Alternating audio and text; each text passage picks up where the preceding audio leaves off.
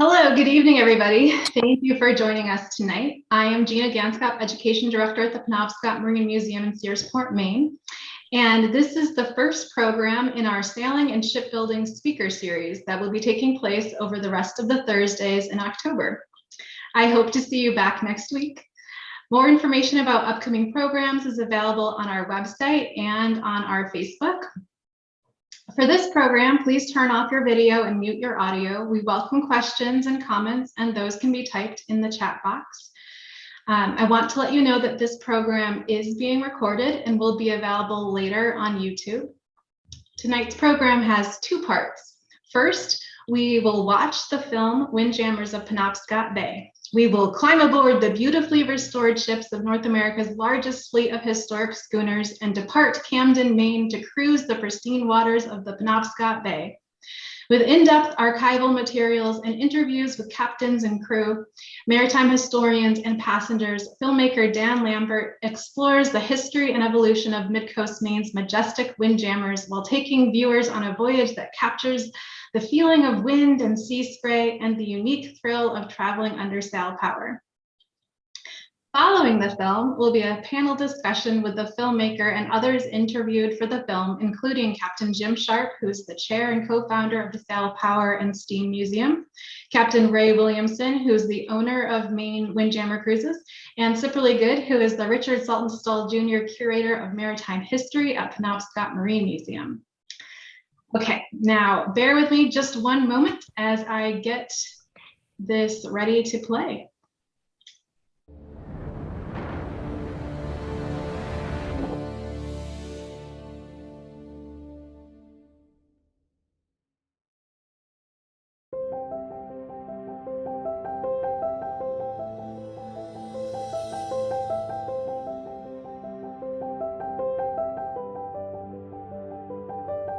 When I was young, I became a sailing addict. I stole my father's little skiff one time up in Dredge Harbor, the northern part of Delaware River. So he had built this little skiff and he was quite proud of it. And I borrowed one of my mother's bed sheets and I took a broom handle out of the closet and I rigged this thing in my father's little skiff. And I sailed across Dredge Harbor to the other side. I got to the other side and I landed on the beach over there. And I realized I had to row all the way back. I thought, gee, this sailing business, they must be out of their minds. I've got to find a different way to do this. But I became more and more of a sailor, and I realized eventually how I could sail back again, and that opened up a whole new avenue of experimentation for me. After my father had passed away and trying to support my mother, I decided I was going to get into the sailing game. I had a 44-foot yawl that two of my friends and I had bought together down in the Chesapeake, and I decided I'd take it to the Bahamas and get in the charter business. So I was down there for 3 years trying to make a living in the charter business and working on other boats in order to do so, just try and earn enough money to keep alive. And a man came walking down the dock while I was working on somebody else's boat doing some varnishing, and he got to talking to me, and we discussed the fact that he had a couple of schooners in Maine. Of course, that perked me right up. Well, tell me about these schooners. Well, these were two old commercial schooners that were part of the old Swift fleet back in those days. They're the only two surviving out of the 18 vessels that Captain Frank Swift, had back in those days. Well, it was the Maddie and the Mercantile back in those days. The Maddie now has a new name, the Grace Bailey, because she's been all rebuilt. But in those days, it was the Maddie and the Mercantile, two old schooners. Well, he's looking around for captains for these boats because his captains were getting old. So I said, boy, this seems like right in my line. We laid my vessel up for the summer and I came to Maine.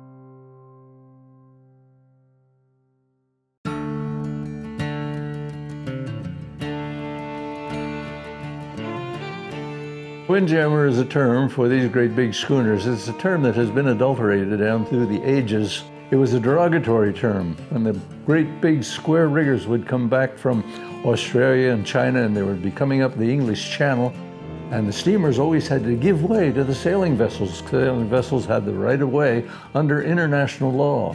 Well, the steamers are trying to maintain a schedule back and forth. And here comes this great big windjammer, full sail, making knots. They'd make 15, 18 knots coming up the English Channel.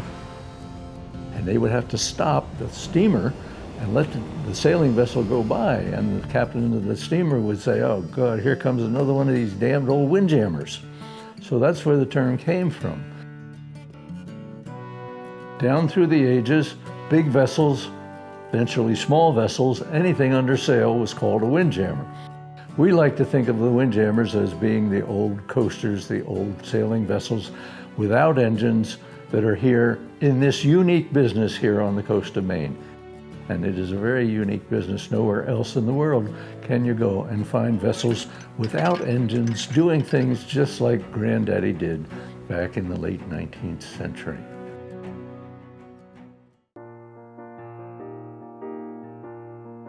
Now, back in the old days, there weren't any roads, of course. The roads were all cow paths. There was no way to move cargo except by water. It was very easy to move by water. You could take a vessel, load her up with all kinds of cargo, and whether she got in next week or the week after didn't really matter.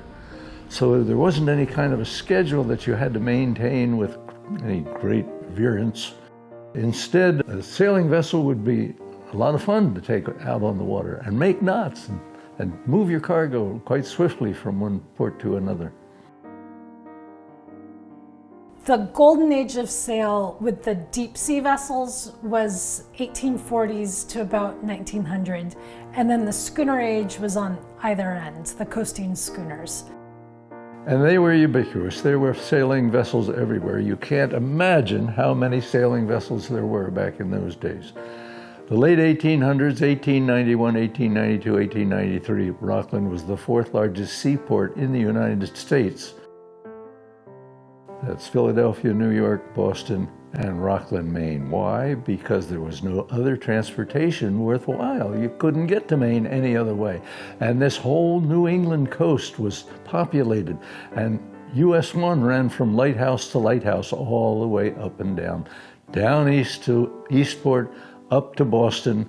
They say down east because that was the prevailing wind back in those days, sou'westers. The vessels all ran before the wind to come along the coast of Maine, which is mostly east and west. That's why they called it down east. In the heyday in the 19th century, you'd see all sorts of small schooners in the ports of Bath and Wiscasset and Portland. We have a lot of images that just show these ports teeming with these everyday schooners moving goods around. They really were the predominant vessel that you would see in these ports. When you see an 18-wheeler on the turnpike today, that was a four-masted schooner doing the same thing, carrying cargo up and down here. You see a UPS truck. UPS trucks are everywhere. Well, that was a little two-masted schooner going in and out of these little seaports all along the villages, all along the coast of New England. They were delivering cargo. Maine extracted resources to send elsewhere. So granite, lime, lumber, all the building blocks of American cities. And then fish, of course, we're still known for our fish. And then natural ice. We could cut ice and send it around the world. Vessels all the way up to 300 and 400 feet long, 2, 3, 4, 5-masted schooners. It took a whole forest of wood for those boats. They had to have good, solid white oak for their keel. They would have to have good, solid white oak planking. They would have to be very sturdily built, and huge frames, enormous framing in these vessels. Of course, the carrying cargo, very heavy cargo. They had to be quite strong to withstand the kind of weather they had to go through, summer and winter, and so on. Even the spars, the masts, were made of western fir. Sometimes pine and spruce, but mostly western fir, much better for a mast. And they had to come from the west coast. The white oak, we didn't have any white oak in Maine. That white oak had to come from Virginia and Massachusetts and other places. It was shipped into Rockland by the millions of board feet to build these vessels, lay their keel, build up planking. They had gangs that would go from shipyard to shipyard. Every inch of Rockland Harbor was taken up by either a shipyard, a lime kiln, a granite works, a fish plant. Back in the heyday, the late 1800s, it was a powerhouse of economic activity. 1920, in Rockland, they stopped building sailing vessels because they got railroads and they got trucks and they got roads. It can be easier to put things on a truck and go as opposed to load them on a boat. And so when you're competing with the land-based forms of transportation, in those conditions, schooners died.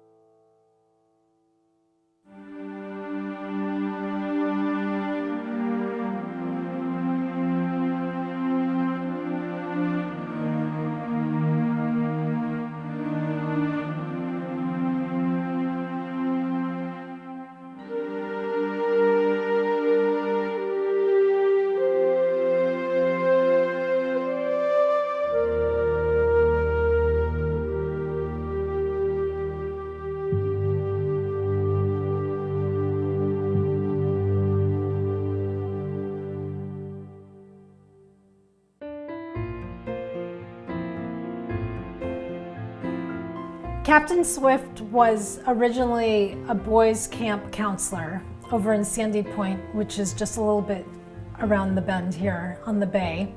And he would take the boys out on week-long sailing voyages on these old coasting schooners.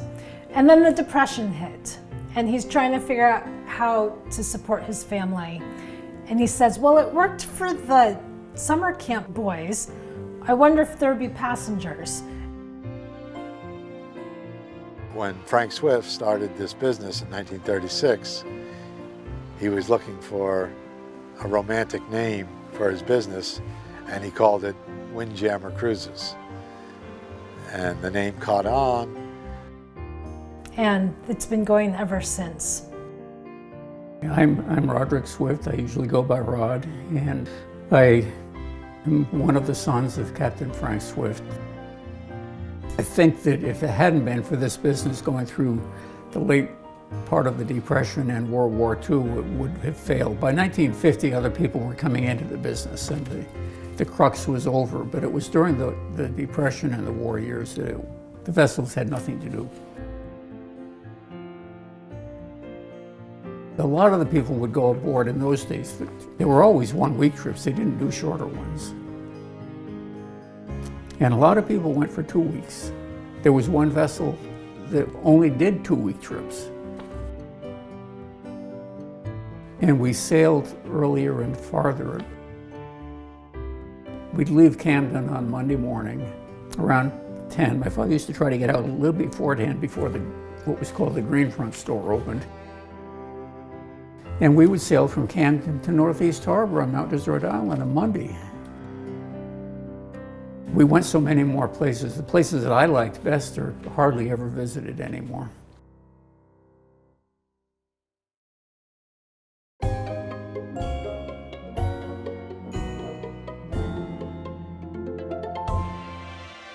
And it wasn't expensive. You brought your own bedding. They did provide you food, but it was schooner fare.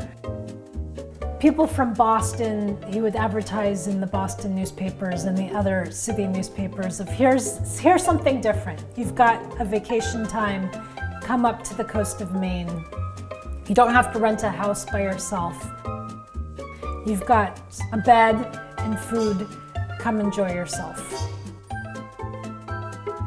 In those days, it was quite Spartan.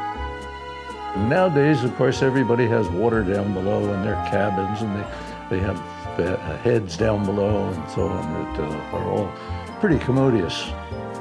They'd go to their cabin. The cabin was about the size of your bathroom at home, and they had to share it with 4 other people. That's the way it was early windjamming days. Then they start to brush their teeth. Well, you know, we'd have a lineup of people on the rail there. The guy next to you might be a Wall Street executive, the next guy a truck driver, the guy after that it might be a day laborer, and a teacher and a nurse, and from all walks of life. And here we're all in the same boat, and they're brushing their teeth there and they're spitting overboard. Well, they're laughing about it and making jokes about it. Pretty soon they have a contest, who can spit the furthest, you know? That was the way it was. Everybody made their own fun. The passengers, without radios and without telephones, we didn't have any of that kind of thing, of course, they would make their own fun.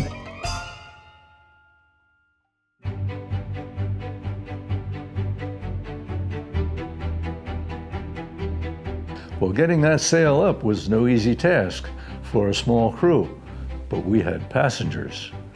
And of course, that was the way we did it back in those days. We encouraged the passengers to go to work and set those sails. You want to go sailing? I said, come on, grab this line over here, grab that, heave that sail up, just like your granddaddy did in the old days. Heave that sail up, and we'll go for a sail across the bay.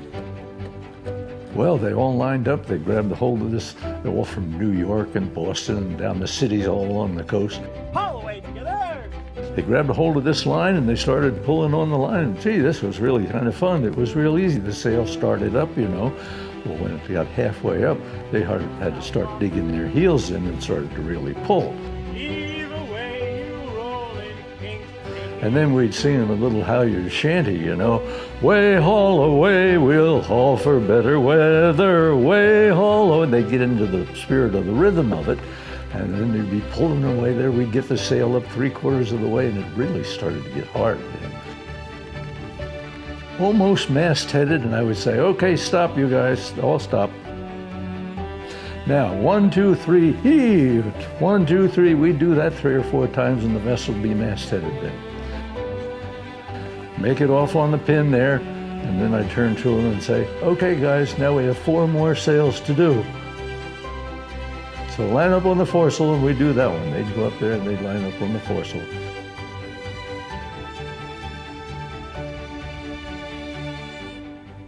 The more they did on the vessel, the more attached they'd become to that vessel. And the more spirit they would have, the more loyalty they would have for that vessel.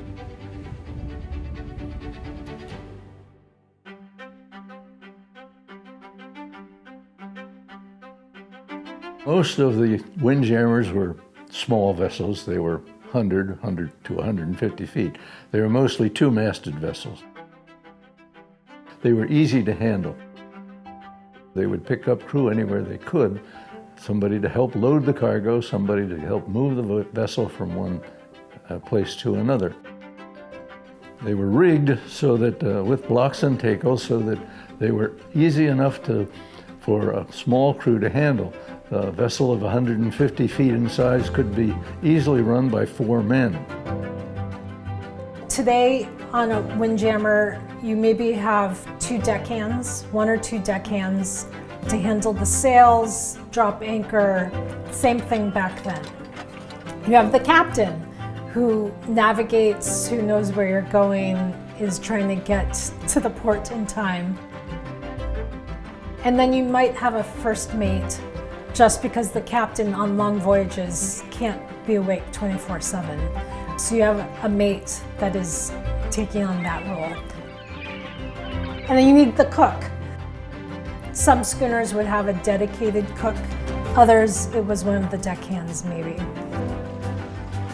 And so back then, 1 or 2 number of deckhands was enough to raise those sails.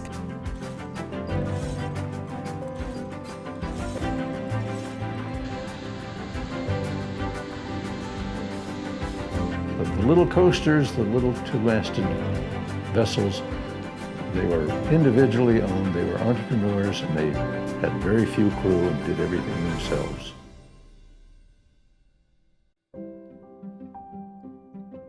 I'd always spent my childhood kind of going around boatyards, kicking keels, looking for the perfect liveaboard with my dad. And he found it in the schooner Mabel, which was the boat that Frank Swift started this company with, Maine Windjammer Cruises. And so they sold our 13-room house, and we all moved aboard as a family. And we lived over at P.G. Willey's Wharf back when it was the low-rent district. and the Grace Bailey and the Mercantile were my neighbors. So I've been around these boats for a long time. It's so hard to put into words because it's walking into another world.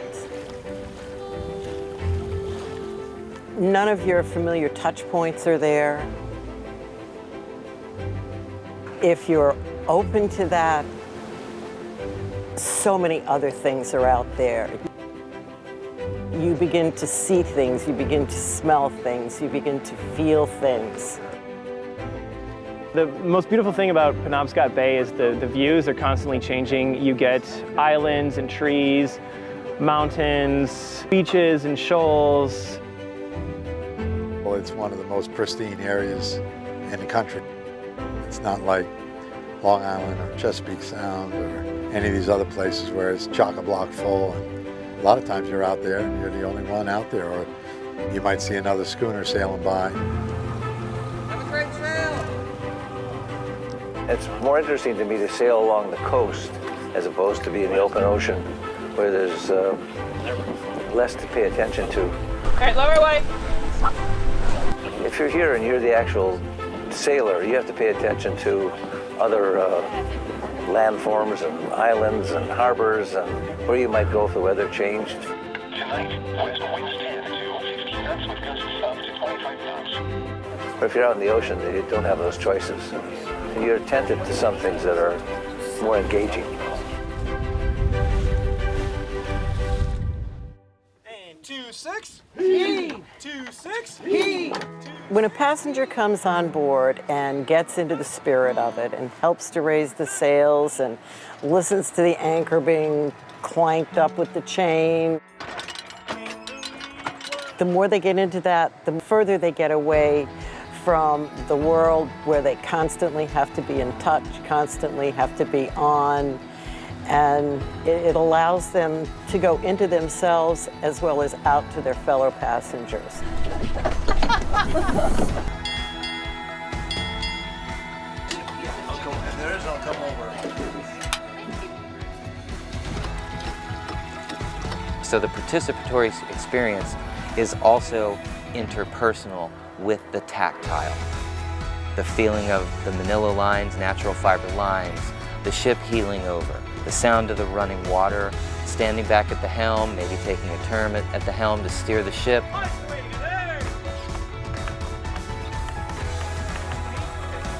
Tacking the boat, hearing all the rigging back and forth, people getting to know each other, perfect strangers, shut up on a boat at sea, and it always works. Day you wake up, you have coffee on deck, you're a little bleary-eyed, you look around, you get to know a few of your friends, and you become a little more comfortable, and you spend the day, and pretty soon you're having a good time. I came here by myself, so it's a little different. Most people come with another person, but it's been great. I've loved meeting all the different people. We get to do different things together, like we'll wash all the dishes together. I just helped hoist up the anchor yesterday and tie up some lines today, so it's been great being able to work with other people. Happy birthday, dear Bill. Happy birthday to you. Cha-cha-cha. Thank you, everybody. Thank you. I love sailing. I love the contemplative nature of it, but I also like that some part of your mind has to be attentive, and another part of your mind seems to be relaxed. So you pay attention to the set of the sail, you pay attention to the direction the boat is traveling, you pay attention to the direction of the wind and the waves, and then the rest of your mind is free to wander, to go into repose. People get used to the vessel and they understand the boat, and then they yearn for more, and that brings them back next year. That's the Windjammer business. I treasure them. I treasure them for their history. I treasure them for their part in my past. And I treasure them for the future that I hope they'll have for so many years to come. I want to show them an experience that they can't get anywhere else.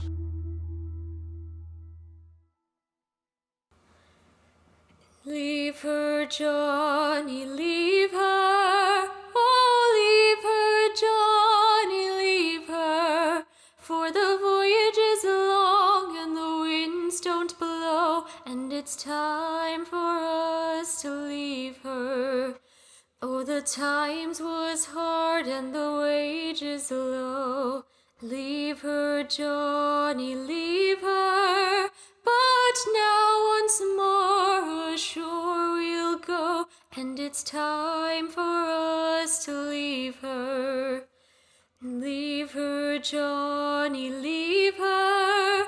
Oh, leave her, Johnny, leave her. For the voyage is long and the winds don't blow, and it's time for us to leave her. I thought I heard the old man say, leave her, Johnny, leave her, and tomorrow we shall get your pay, and it's time for us to leave her. Leave her, Johnny, leave her. Oh, leave her, Johnny, leave her. For the voyage is long and the winds don't blow, and it's time for us to leave her. Oh, the wind was foul and the sea ran high. Leave her, Johnny, leave her. She shipped it green and none went by, and it's time for us to leave her. Leave her, Johnny, leave her. Oh, leave her, Johnny, leave her. For the voyage is long and the winds don't blow, and it's time for us to leave her. We swear by rote for want of more. Leave her, Johnny, leave her. But now we're through, so we'll go on shore, and it's time for us to leave her. Leave her, Johnny, leave her. Oh, leave her, Johnny, leave her. For the voyage is long and the winds don't blow, and it's time for us to leave her.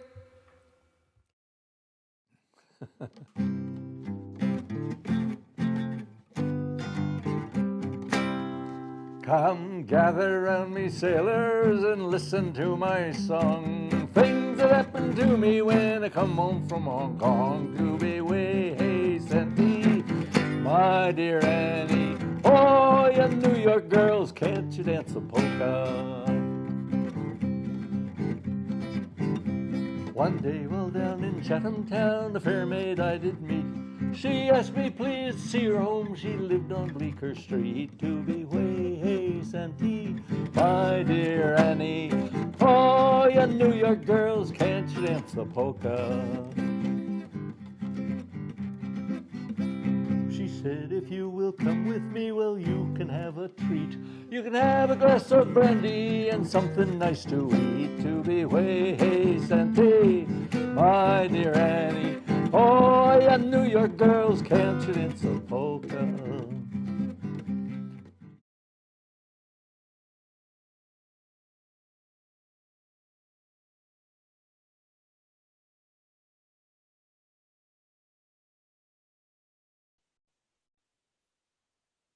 Well, thank you so much. So we'll start our panel as soon as we get everyone else up. There we go.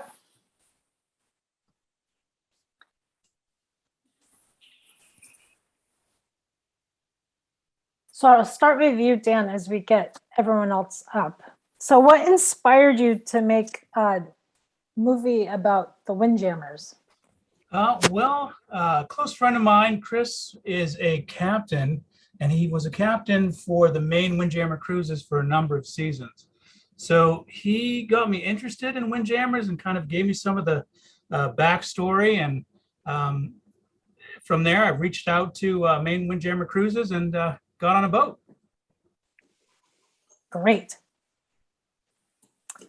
So Ray, what do you think makes cargo schooners and Frank Swift's 1937 idea about windjammers relevant to today? Why are people still coming out? Well, I guess they come for the experience that they can't find anyplace else. There's really nothing like it, and the water, the sailing is beautiful, the ships are magnificent, and the overall experience is really a joy.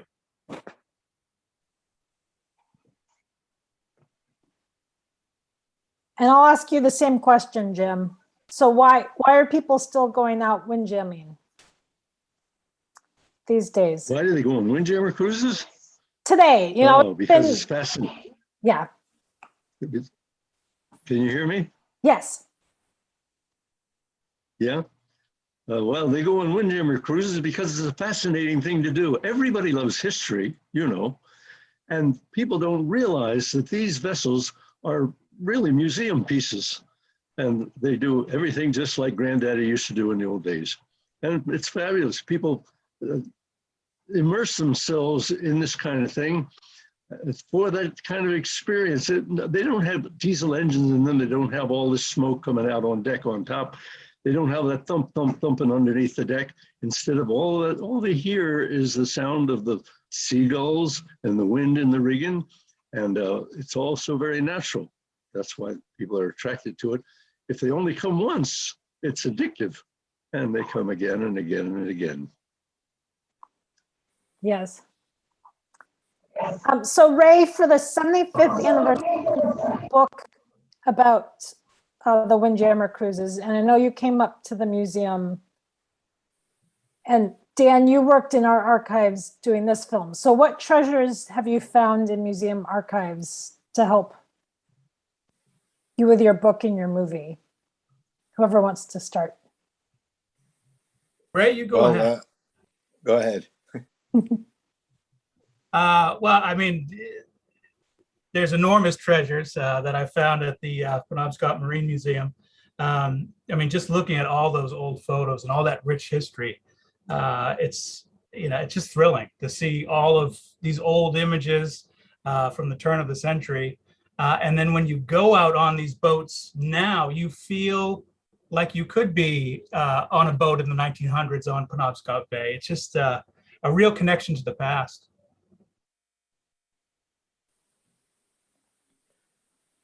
We had a lot of people have collections that were used in the book, and it was actually quite easy to get the photographs. My only regret is that in the limited time I had to put the book together, there were probably hundreds of other photographs that I would have liked to have shared. But the museum was quite helpful, and they're doing a great job up there in Searsport. Thank you. So Ray, what cargoes besides humans have the Grace Bailey and Mercantile carried back in the day? Well, the Grace Bailey was originally built in 1882 to haul lumber for the Bailey lumber mills, and she mostly carried yellow pine from Carolinas and Georgia up to the lumber mills in Patchogue, New York. She sometimes went to the West Indies in the fruit trade. In the early 1900s, she started carrying more general cargo. She carried granite to New York City for Grand Central Station and the New York Post Office. Generally speaking, she carried whatever cargo she could get up and down the coast. And the Mercantile is a more local vessel. She was built on Little Deer Isle in 1916 by the Billings family. And there were several brothers, and they all helped each other build schooners. And most of their work was carrying pulpwood and fish. I guess the mercantile also carried granite, and but it was more local, more right in these waters where we're still sailing today. Thanks. So Jim, you told a lot of stories in this film, but are there any that you didn't get to tell in the film that this film kind of reminds you of some good stories from your windjamming days? I didn't get that. Are there any stories that this film sparked that you said, oh yeah, I remember this, a story from when you were a captain? I have a whole book full of them. Yeah, what's one good one? Well, I don't know. There's all kinds of different stories. Give me a lead. What general kind of a story are you looking for? Disasters or shipwrecks or? Your best passenger story besides the toothpaste story. The best passenger story. Oh my God, I have to think about that. I don't know. I guess. Well, I was running the Appledore one time, which was kind of interesting because they had a photographic contest on there. And I was the captain, and they brought out this girl, and she had a very slight robe on, and she draped herself around the main sheet. And the cameraman got there with all his cameras. He had 6 different cameras in front of him. And he started taking pictures of her as she disrobed that little robe that she had around her. And how could I steer that vessel? My God, I was trying to keep the sails full and on course. And here this girl was disrobing right by the main sheet, which was just to my quarter right there. Well, anyway, time went on and they took their pictures and she robed up again. And I turned over and I looked at her and I said, were you a high school graduate here? She said, oh yes. She said, I graduated with your son, Topher. And there she was, my God. I called up my son, Topher, and I said, do you remember this lady? Oh yes, he said, I remember. Well, I sent him a picture of her. That was the best picture he had all year, he told me. Interesting. But that's just one little story. Oh, there's all kinds of wonderful stories. People come, the gals particularly come aboard these old vessels and they're expecting something more than what they get. So they have their little lipstick and the high heels and they come aboard and they say, Captain, the first question is, Captain, where are the lavatories? I say, lavatories? Man, this is an old schooner. This is 1960s, The heads are down below there, down that companionway ladder over on the port hand. Well, they go down and they look in, open the door, and my God, the thing's the size of a telephone booth. A telephone, do you remember what a telephone booth looks like? Oh my God, they go in there, here's a great big commode taking up most of the space in this telephone booth. They try to slam the door behind it, hits them in the rear end before they could get the door shut. And here alongside it is a great big handle we have to handle, push this handle back and forth in order to flush the damn thing. Push this handle back and forth because, of course, back in those days, everything went overboard, but it was below the waterline outside, so you had to have a pump to pump it overboard. Well, then, of course, they say, how are we ever going to last all this time with this kind of inconvenience? Well, I say, this is not the Queen Mary. Then we take them to their cabin, as I said in the film. Their cabin is smaller than your bathroom at home, and they have to share it with 4 other people. And they look around and they say, well, where is the water? Where is the sink? What do we do? Oh my God. They look at, of course, the bunk is all made up very neatly. Everything's clean and proper. And here's a face pan on their bunk and a washcloth in it. Oh, they get a little idea. This must have something to do with it. And they take the face pan up on deck. And that's when they're washing it, ladle from the barrel up on deck, they ladle the water into the face pan and they go over to the rail and they put it on the rail and they wash their face in cold water and throw the residue over the side. And that's their introduction to windjamming. And everybody is doing it right down the rail, as you say. So this old time stuff. And it's more fun than a barrel of monkeys, really. But people dream up so much absolutely incredible talent out of their heads when they don't have television to watch and they don't have other things to do. And you can't walk around on deck without having the people are telling jokes, another one playing cards, another one has a guitar and they're singing songs, and all kinds of different things like that. They make up their own fun, and their fun is original and it's talent, real talent. Windjamming is a lot of fun. Ray, what's your favorite windjamming story that didn't make the cut in the film? Oh, I don't know. I guess I've told the story a number of times. It's about my first season, and I was only aboard for a few weeks, and we had a young deckhand. Well, I guess he was the first mate. I was the deckhand, even though I was considerably older than him. But he was a 17-year-old kid that was kind of, well, maybe a little full of himself. And we had these women on board, and at the end of the trip, they would often write a poem or a song or something to commemorate the trip. So they call everybody around and said, we want the crew to come together here. We have a little something to present. So they went around, and everybody gathered around, and they started, they had written a song, and the song was, it was to the tune of "What Do You Do with a Drunken Sailor?"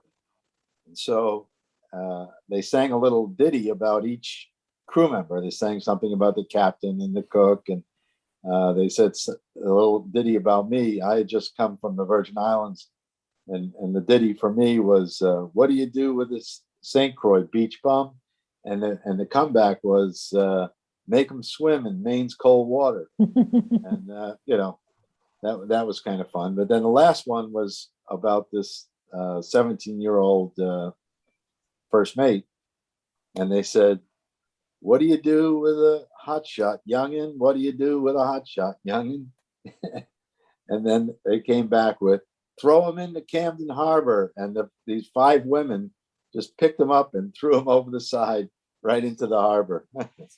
And that was the kind of fun spirit that we had aboard. Everything was good for a laugh. Great. And Dan, you had to do some cuts. So what stories did you have to cut that you wish you could have put in the film? Yeah, I mean, I would have liked to have added more history about Frank Swift, because he has a very rich, storied history, and his son Roderick was very articulate and eloquent about sharing his father's story. So, elements of that background I would have liked to have included if I had more time. Great. And I just want to remind people to put questions in the chat box if you have any. I'd like to throw a few kudos towards Ray Williamson, if I may. Sure. These old vessels, they're very old vessels. The old Stephen Tabor built in 1871, the Louis R. French built in 1871, and all of these old boats, the Victory Chimes 1900, all of these old boats, they require an awful lot of maintenance to put together and to keep sailing, an awful lot of work. And they have to pass Coast Guard inspections and all kinds of things like that. And they did a lot of rebuilding on the Tabor. They did a lot of rebuilding on many of these, the Louis R. French particularly. A lot of these vessels have been rebuilt and rebuilt and rebuilt. And when Ray Williamson came along, he owns more schooners in Camden Harbor than anybody else. Of course, he owns 4 of them. And I got to take my hat off to him. I owned 4 of the big schooners myself back in those days, but it's a lot of work and it's a lot of effort. He bought the Grace Bailey and he bought the Mercantile, and both of them had their certificates lifted by the Coast Guard because they needed so much work. And he knuckled down and he put the work into them with his own brute force stupidity and talent. And he put those vessels together and got them certified. And now it's completely rebuilt them until they are practically new vessels. And it was a tremendous job and something that really deserves a lot of credit. My hat's off to you, Ray. Oh, thank you, Jim.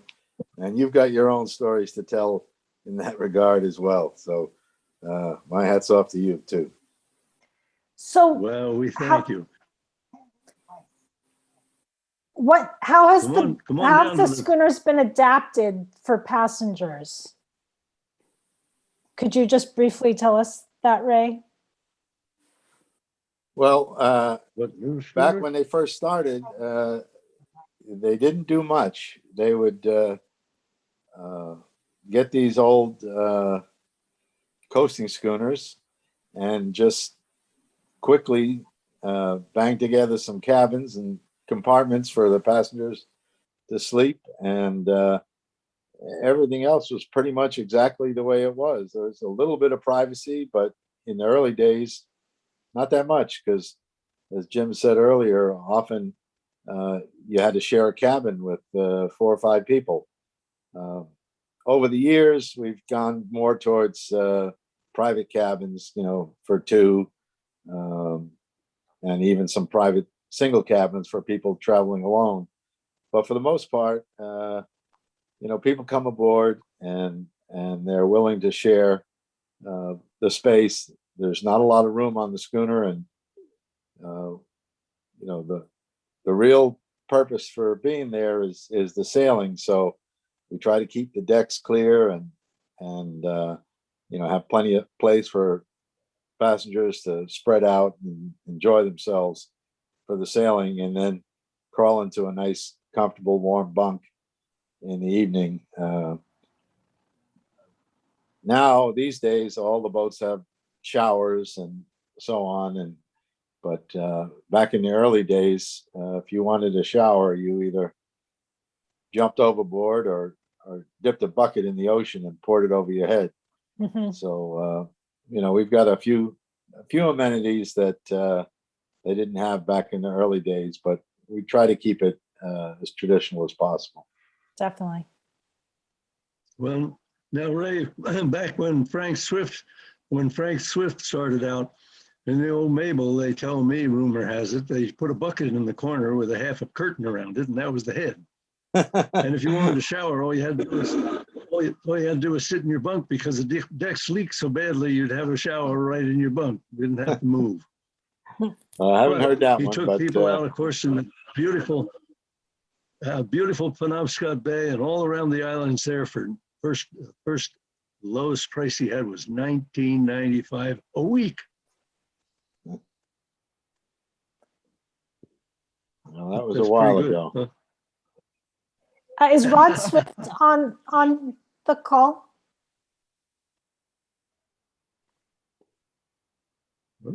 He was. He was, but he's not there anymore. Okay. Well, hold on a second. Rod, if you're there, you can unmute yourself. Ah, there you are. Hold on. Let me spotlight you as well, if you don't mind. So Rod, a question for you is, you referenced some of that they don't go to your favorite places now anymore. So could you elaborate what some of your favorite windjamming stops, ports of call were?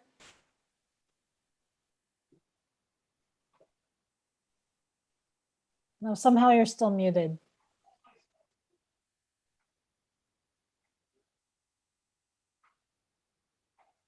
You get to unmute.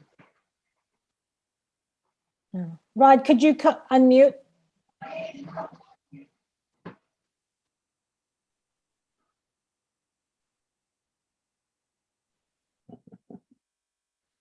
No, sorry.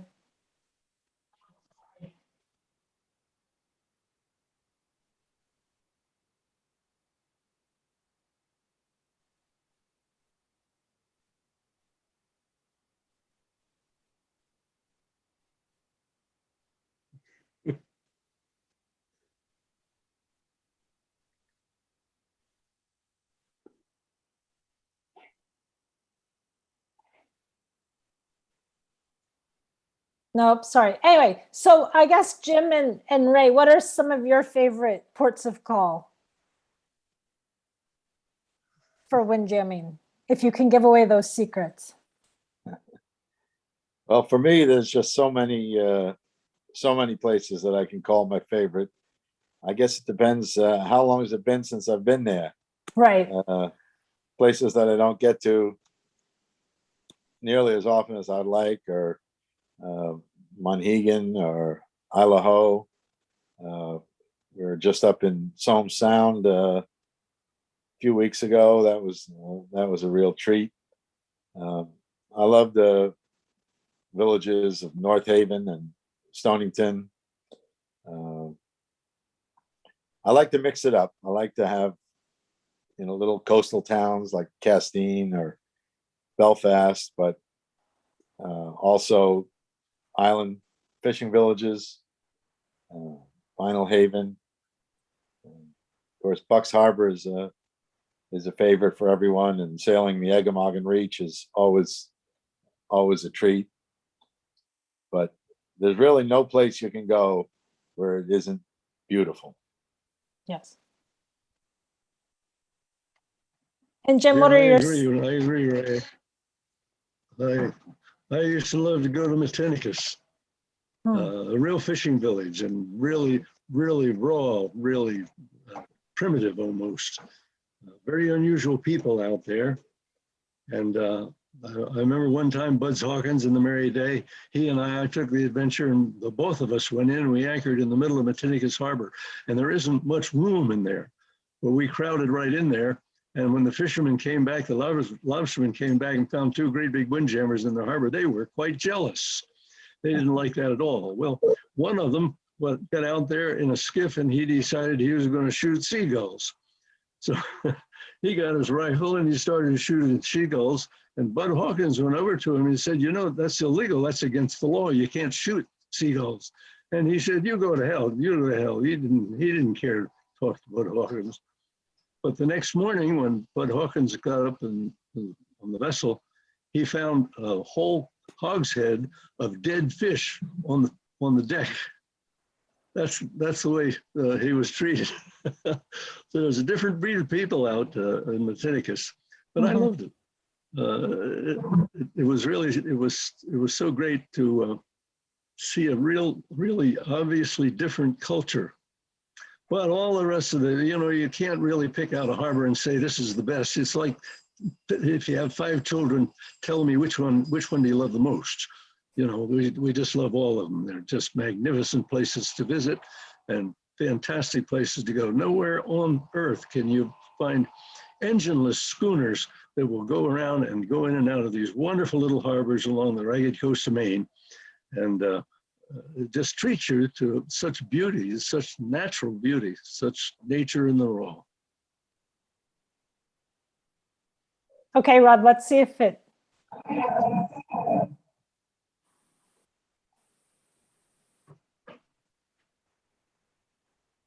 Oh, well. We'll get an answer to that question. I'll talk to Rod directly and we'll get an answer another day. But it's good to see you, Rod. And I'd like to thank Rod he's donated a lot of the Windjammer records from his dad to the museum. So keeping on the family legacy. Cipperly, you're not just a historian, you've also spent some time on the Windjammers, right? Do you have any stories you'd like to share with us? Oh, wow.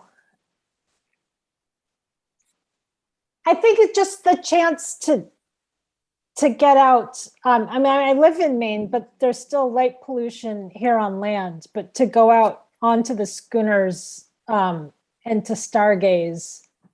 And I think at the end of the film, it talks about just connecting with nature and hearing the slap of the sails. And, it is very tactile, and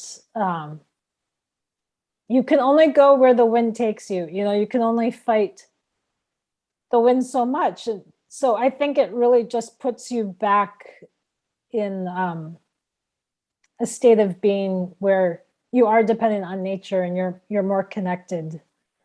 And in the museum, we're reading about the archives and all these reminiscences, and I think Windjammers are as close as I'm going to get to experiencing what they did back then. So it really connects me back to the subject that I read about. And the objects, you know, we have all these objects in the museum, but to see, you know, we can't bring one of the schooners on land and plop it at the museum, but so you still have to get out there on these larger vessels and experience that. So we're really lucky that the Windjammers are still out there working the waters. And it's a good compliment to what we talk about. What's it like to be on the squall and have a thunderstorm?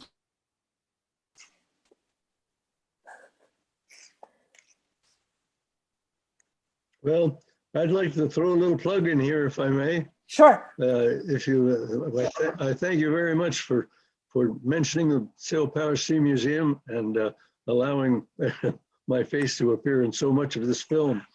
I just wanted to say that if you would like some more information on the Grace Bailey and the Mercantile, we did a Zoom program for Captain's Quarters, and we interviewed Ray, and we got pictures of all the old Swift vessels, and we went through them for as much of history that we had. And you can find it in our information page on our website if you want to go there and look up Captain's Quarters, and you'll get the whole history of the Frank Swift fleet. Yes. So the museum and the Windjammer Cruises started in 1937. So it's nice that we celebrate our anniversaries in the same year. And there's a way, you know, there was something in the 1930s about preserving that way of life that was in the air.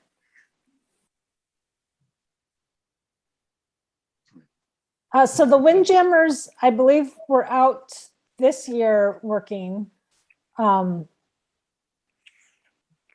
so I think, is that right, Ray? Most of the Windjammers were out. All of the Windjammers were out this year. Yeah. So we're looking forward to 2022. Yeah. Well, after last year, it was a big comeback. And there's a new schooner, right, Ray, that you have? Yeah, actually, we named it after Frank Swift. It's only going to be a 6-passenger vessel, but it's quite large for a 6-passenger vessel, and we'll be bringing that out next year and doing the same types of cruises, a little bit more spacious, a little bit, you know, a few more amenities and so forth, but basically with the same spirit. And was the Mistress a Frank Swift vessel, or is that one you brought on, Ray? I didn't bring it on, but it was brought on after Swift sold the fleet. Okay. So it joined the fleet in the 60s as a mini version of the larger Windjammers.